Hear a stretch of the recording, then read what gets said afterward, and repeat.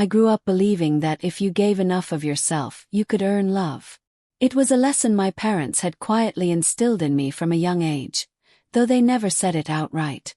Sometimes my mother would pat my hair and say, "Helping family is our duty, Olivia," and I would nod bright-eyed, absorbing her words like a sponge. My father would murmur in agreement, always reminding me that we, as a family, stuck together no matter what. Back then that notion warmed my heart. I was naive, but I was happy. As I got older, though, I started to see the cracks in that perfect picture. My younger sister, Emily, lived like a princess. She was the kind of girl who never seemed to face consequences for her actions, whose every want was granted. Our parents handled her with the gentlest care, praising her for her looks, for her luck, for her charm. Meanwhile, I worked hard at school, then at my first job, straining to impress them. Yet it always felt as though they barely noticed.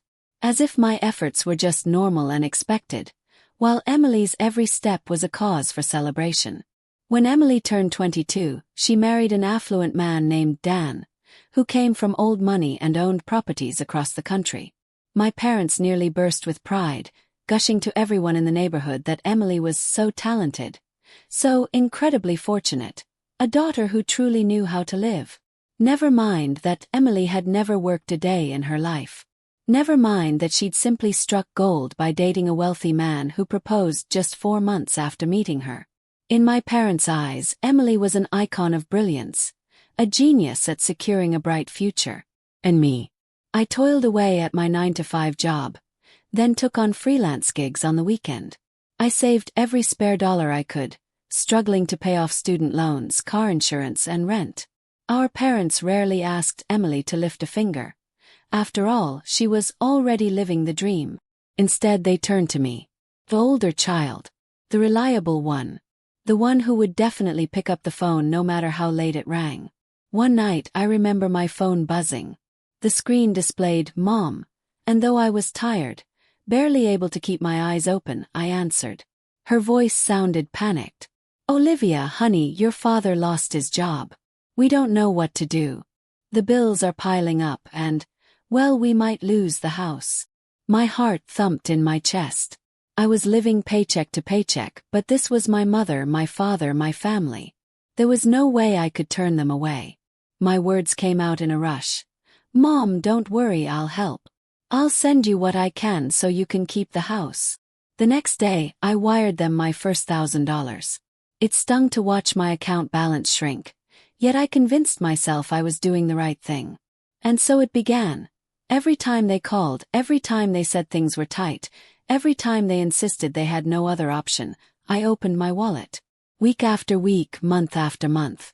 My parents painted a picture of desperation, so I continually sacrificed my own comfort. After 12 months, I realized in shock that I'd given them over $50,000. Despite all the funds I poured into them, they constantly complained. "Olivia, the electricity bill is too high this month. Can you send more?" Or, "We're behind on water, behind on groceries. Just a little more, please." Part of me thought Emily might contribute. She was living with her wealthy husband in a mansion, her social media brimming with photos from yacht parties, spa retreats, and lavish dinners. But the truth was painful. Emily hadn't donated a single penny to our parents, and they never held it against her. Somehow, it was fine if she contributed nothing at all. The moment my eyes truly opened was a random afternoon. Scrolling through Instagram, I stumbled upon Emily's latest post, a bright, cheerful photo of my parents and her, beaming on a yacht deck. Champagne glasses shimmered in the sun, the ocean's turquoise waves glittering in the background, everyone dressed in airy white outfits. It was clearly taken recently. I remembered how my mother had called me 2 days before, sobbing that they couldn't afford basic medicines. The dissonance between those desperate calls and the joyous, luxurious photo rattled me. A cold wave of anger washed over me. I'd been sending them money for pills, and they were out celebrating on a yacht with Emily. I confronted them, invited them to dinner at my apartment, only to be met with excuses. "Olivia, sweetie, we're feeling under the weather," my mother insisted, her voice laced with fake coughs. We can't possibly drive all the way to your place. It's better if you just send us some money for medicine. That was when I decided to drive to their house unannounced. My parents' neighbor, Mr. Martin, filled me in on the truth. They got back from Florida just yesterday, some sort of yacht trip. They looked like they had a grand time, let me tell you. The confrontation with my parents was explosive. They dodged at first, claiming a short vacation was no big deal, that they deserved some fun. My father barked at me for being disrespectful. My mother labeled me jealous of Emily. Jealous. Over the years, I'd scrimped and saved to give them money, while Emily drifted in and out of her mansion. Yet I was the one they criticized. All that frustration, all that silent resentment built up over the months, it finally burst. I canceled every automatic transfer right in front of their eyes. My father's face contorted with anger, his hands shaking as if he wanted to grab my phone and undo it. My mother's voice quivered, her words turning venomous. They accused me of being selfish, ungrateful, and small-minded, threatening that I would regret cutting them off. But I stood firm. I was done. Within days, Emily and her husband, Dan, appeared on my doorstep. Tall and broad-shouldered, Dan looked at me as if I was a rebellious child who needed discipline. Emily had the nerve to sneer at me, telling me I was in over my head. I remember a wave of cold fury rising in me, but I stood my ground, stating calmly that I had no intention of reversing my decision. Family, I explained, shouldn't lie, manipulate, or treat one child as a bank. Emily tried to push her way into my apartment, and my girlfriend, Natalie, who had witnessed my parents' endless demands for a year, grabbed Emily's arm in a single swift motion. "If you come here again harassing Olivia, you won't like how I respond," Natalie said, her voice dripping with quiet menace. Emily was left speechless, outraged that anyone would dare lay a hand on her. Dan threatened to teach me a lesson, so I reminded him I was in my own home, and if he laid so much as a finger on me, I wouldn't hesitate to defend myself. They left, cursing and yelling that I'd regret turning my back on family. I thought that was the end of it. But these patterns of toxicity are never so easily severed. My parents tried calling, sometimes leaving voicemails where my mother cried. Sometimes my father threatened me with family shame. A few times Emily reappeared, demanding to know how I could be so cruel. I never opened the door again. She pounded until her fists must have ached, eventually slinking off. A week later, Mr. Martin called me again, reporting that my parents had turned to Emily, insisting that she start paying their bills now that I'd cut them off. Emily refused.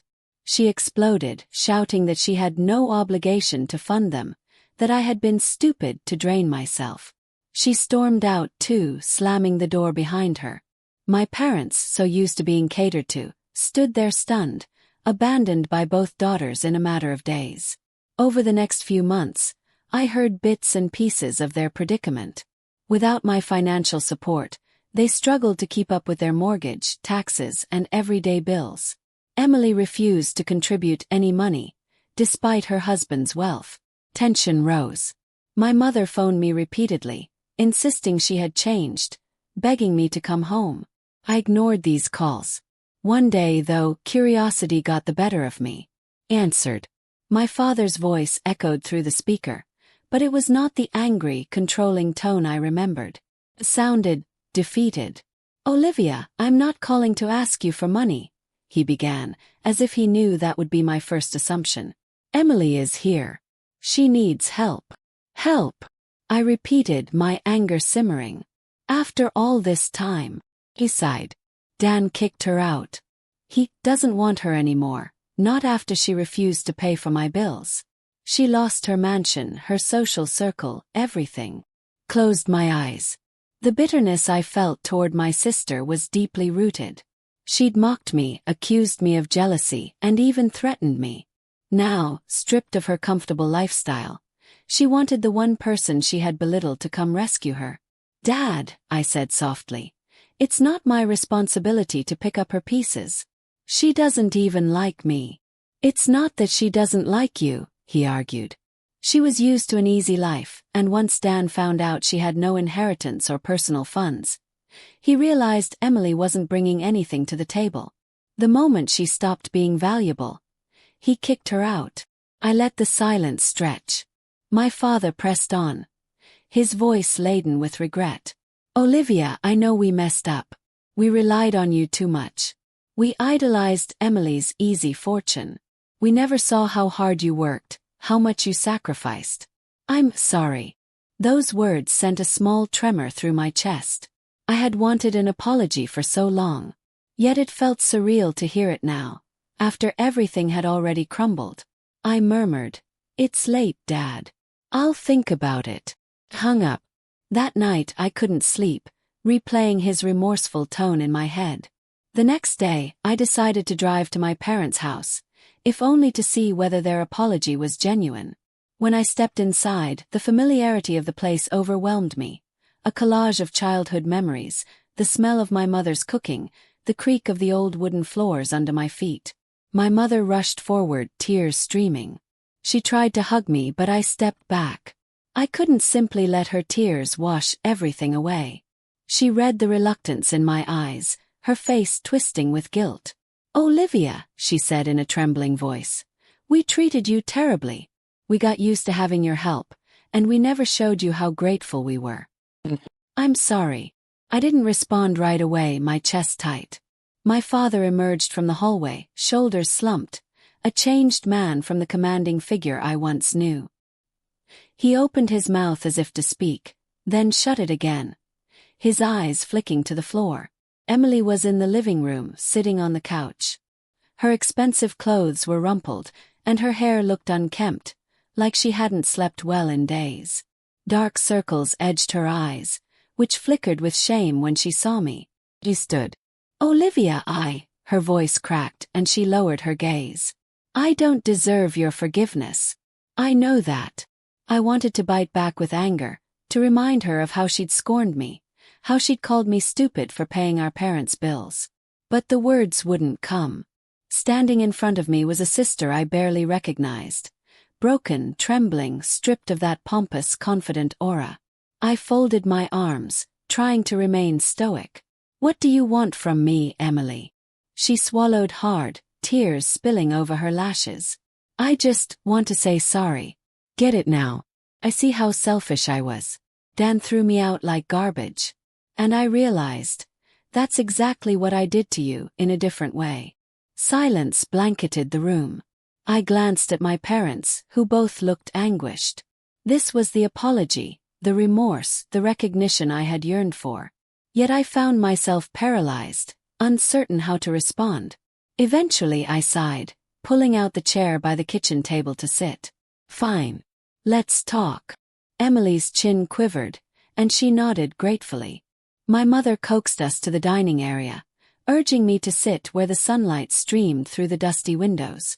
She hurried to pour me some tea, and I watched her carefully, noting her shaky hands. My father stepped around the table, offering me a seat with an almost fearful expression, as though expecting me to lash out at any moment. I looked from one face to the other, my mother's tear-streaked cheeks, my father's guilty stare, Emily's trembling form. They seemed so different from the proud, manipulative family I once knew. Had hardship finally humbled them? Or was this just another ploy? My mind reeled with mistrust, but also with a flicker of hope. Emily spoke first, voice hoarse. "Dan realized I didn't have personal assets, that I wasn't going to inherit anything substantial if you wouldn't support Mom and Dad. Once he saw I was useless, he filed for divorce. I tried to ask a friend for help, but, well, none of them were really my friends. They were Dan's friends, or they liked me because I was Mrs. Dan." She pressed her lips into a thin line. "So I came back here. Mom and Dad. They don't have enough to support me. They can barely keep up with the mortgage. And you?" She paused, tears gathering again. "I know how much you gave them. I'm sorry, Olivia. I was cruel, I was arrogant." I sipped the tea, tension thrumming in my muscles. "It took you losing everything to realize how you treated me." Emily nodded, shame written clearly on her face. "Yes. I didn't care about you when everything was going my way. I was too busy, too comfortable. But when Dan kicked me out, I thought, this is what Olivia must have felt like, giving so much and getting thrown away. And I hated myself for not seeing it sooner. My father cleared his throat. We were wrong too, Olivia. We saw Emily's marriage as this shining achievement, and we forgot how hard you worked on your own. We took your money and said it was family duty. We never thanked you properly. And when you confronted us, we lashed out because we didn't want to face our own guilt. A single tear slipped down my mother's cheek. Olivia, we know we have no right to ask anything of you. We've already done too much harm. But please, is there any chance to make amends? I stared into the steam curling from my mug. The rage that once twisted my stomach into knots had cooled over time. This new version of them, contrite and battered, stirred something inside me. Pity maybe, or the faintest spark of compassion. My life is different now, I said quietly. I'm not the same person who believed I had to buy my parents' approval. I'm not sending you another cent until I'm certain you're honest about your finances. I'll never let you manipulate me again. My mother nodded eagerly. We understand. We do. Your father has a part-time job now, and we've cut a lot of expenses. The mortgage is still a challenge, but we're managing. A hush lingered in the air. Emily dabbed at her eyes, voice quivering. You can hate me if you want. I don't blame you. I want you to know I've started looking for a job. I know I can't live off others anymore. Even if I'm no good at anything yet, I'll learn. I have to. I observed her. Under the puffy eyes and disheveled hair, I saw a determination I'd never noticed before. The old Emily would have rolled her eyes at the mere suggestion of work. This Emily seemed like she'd been forced to grow up, however painfully. Finally, my chest loosened. I found myself exhaling a breath I hadn't realized I'd been holding. I won't pretend I'm not angry, I said, voice trembling with all the resentment I'd stored away.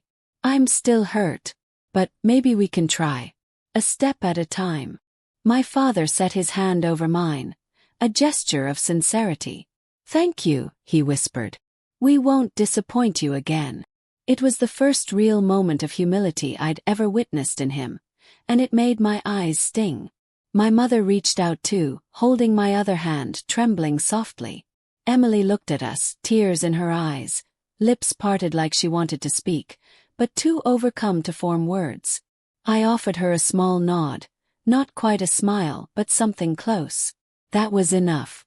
In the weeks that followed, my parents slowly proved their change of heart. My father took a second part-time job at a local warehouse, even though it was laborious, humiliating work for a man in his 50s. He never complained when I asked how it was going. My mother, for the first time, focused on cutting costs, canceling fancy cable subscriptions, learning to budget groceries. She also quietly apologized to me over and over, for the manipulations, for the guilt trips, for praising Emily so highly while ignoring my sacrifices. Emily, meanwhile, faced the steepest climb. She had never truly worked, nor had she managed finances independently. She moved into a modest apartment and started job hunting, eventually landing a receptionist role at a small real estate office. The pay was meager, but she seemed oddly proud when she got her first paycheck. She even called me, her voice tinged with cautious excitement, to share the news. I can't believe how tired I am at the end of the day, she confessed one evening. I never realized what you went through, day in and day out, all those years. I listened in silence. Part of me remained guarded, but another part felt relief that she finally understood. She told me about her rude customers, about her uncooperative colleagues, and about how the paycheck always ran out faster than she expected. I recognized the frustration of living on a tight budget. It was the life I had known all too well. Little by little, that tension between us thawed. My parents, newly humbled, no longer acted as if Emily was a goddess. They supported her in practical ways, like cooking her meals if she dropped by or giving her rides when she needed them, but they didn't glorify her or shame me. Meanwhile, I visited them once a week for dinner. Our conversation was stilted at first, but it became easier every time. After years of feeling like I was never enough, I slowly realized I didn't need to chase their validation anymore. I had carved my own path, earned my own money, and proven my independence. Their approval, once my highest priority, no longer defined my worth. Yet now that I finally didn't crave it, they seemed more willing to offer respect, to see me as a whole person, one with strengths and flaws, ambitions and exhaustion. A year later, an unexpected letter arrived in my mailbox. A small, handwritten note from my mother. She wrote that they had scraped together some money and, though it wasn't much, wanted to begin paying me back. I stared at the check, tears forming. It was only $500, nowhere near the $50,000 I had spent over that single miserable year. But it was something. It was an acknowledgement, a gesture of genuine repentance. I folded the check carefully, storing it in a drawer.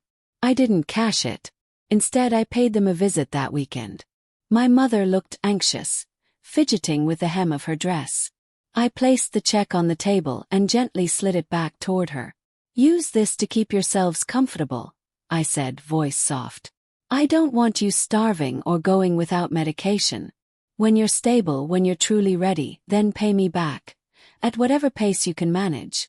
That's all I ask." My father sniffled, on the verge of tears, and my mother actually broke down, sobbing quietly. For once, it didn't feel manipulative. Felt real. Emily was there too, and for the first time I saw her approach me with gratitude on her face. "Thank you, Olivia," she said, voice trembling. "And for everything else." I patted her on the shoulder and gave a nod. "We're doing this differently from now on. I won't just be the one handing out money. We help each other, all right." She nodded vigorously, tears brightening her eyes. 3 years passed before I finally felt truly healed. During that time, I grew in my own career, found a better job, and moved into a more comfortable apartment with Natalie, who remained my fiercest ally. My parents settled into a smaller home after selling their old one, paying off the remaining mortgage with the proceeds. Emily continued to work, even rising to a junior manager position at the real estate office. She started a small side business selling handmade crafts online, discovering she had a knack for design. The relationship between all of us transformed, not into some picture-perfect sitcom family, but into people learning to respect boundaries, to communicate without using guilt or manipulation. My father never forgot to ask about my job now, not because he was fishing for money, but because he genuinely cared. My mother stopped pressuring me to do things for them. She reached out to ask how I was doing, how Natalie was, sometimes even inviting us for dinner just to chat. And Emily, my once spoiled, sheltered sister, changed the most. She discovered that an independent life, though daunting, gave her a sense of worth she'd never known. She apologized more than once for the cruel things she had said in the past. I took each apology slowly, learning to trust her sincerity. And over time we found something that felt like real sisterhood. There were moments of relapse, of course. Moments where my parents slipped into old habits, dropping hints about money, or praising Emily in a way that stung. But we addressed it immediately, openly. I learned to say no, to speak up, to set boundaries. And I discovered a new confidence in myself. In the end, I realized, money can't buy love. I spent over $50,000 trying to keep my parents afloat, only to discover the harsh reality that they had favored Emily not because she contributed anything, but because she represented a glamorous ideal. It took them losing both of us, me to anger, her to divorce, to finally wake up. It took them facing the possibility of no support at all to understand how callous they'd been. The most important lesson I carried forward was this. Being kind doesn't mean being exploited, and helping someone doesn't mean you have to ruin yourself. True family shouldn't demand endless sacrifices from one member while praising another who contributes nothing. Sometimes the toughest kind of love is stepping back, letting them face the consequences of their choices. Only then can real change happen. My story may sound dramatic, but it's a reflection of something very real, the painful reality of familial exploitation under the guise of duty and love. Yet, in my case, we found a sort of reconciliation, a cautious but genuine happy ending. It was not perfect, and it didn't erase the hurt overnight, but it gave us all a second chance. Looking back, would I have done something differently? Certainly, I would have set boundaries earlier, demanded transparency about their finances, and refused to bankroll their lifestyle. I would have confronted them the moment I saw inconsistencies, instead of silently sending money while boiling with resentment. But, in a strange way, I needed to live through the storm in order to learn those lessons, to realize my own strength, and to free myself from the guilt that had weighed me down for so long. Now, I ask you, if you were in my situation, would you continue helping your parents no matter the cost, or would you walk away to protect yourself? Could you forgive them if they truly changed, or would the pain linger too deeply? Let me know what you think. Feel free to share your thoughts and experiences. And if you find stories like this meaningful, tales of family, heartbreak, and the resilience of love, don't forget to follow the channel for more. Sometimes in the midst of betrayal we discover our own worth, and that is a happy ending all on its own.